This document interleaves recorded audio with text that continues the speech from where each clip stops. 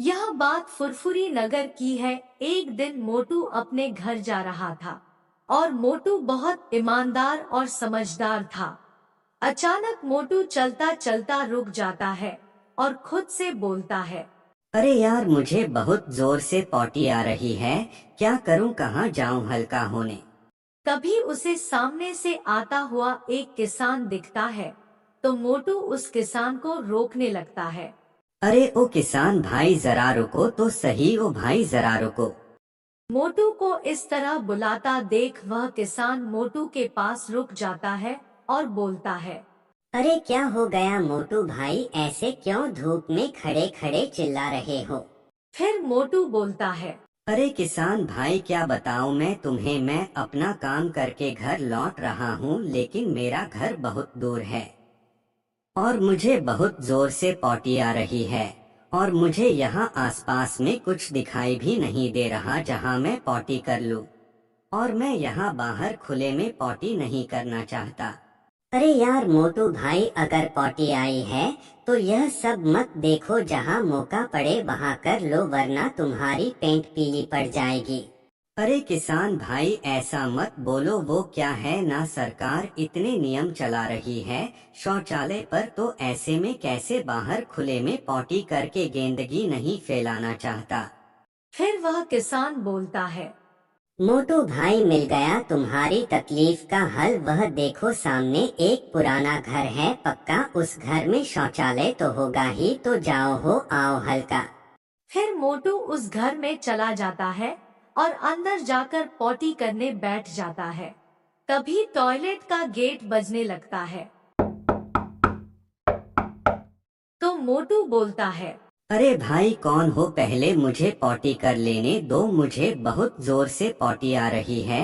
तुम 5 मिनट रुक जाओ, फिर पॉटी कर लेना। लेकिन फिर वापस गेट बजने लगता है और इस बार एक औरत की चिल्लाने की आवाज आती है।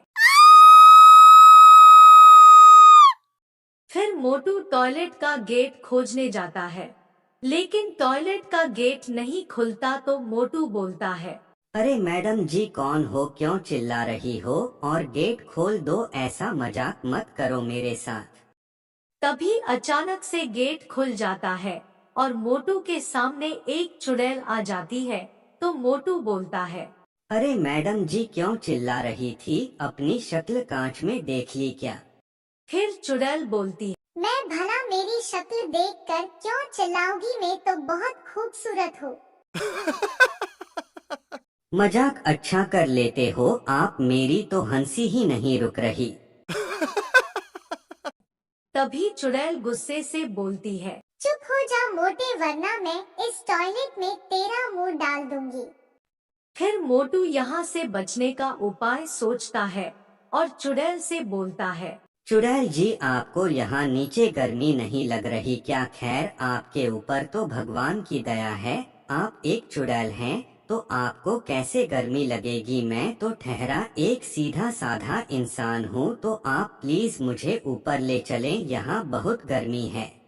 फिर चुड़ैल बोलती है, ठीक है, तेरी अगर ऊपर चलकर मरने की इच्छा है तो मैं तुझे ऊपर चलकर मारूंगी। फिर वह दोनों ऊपर चले जाते हैं।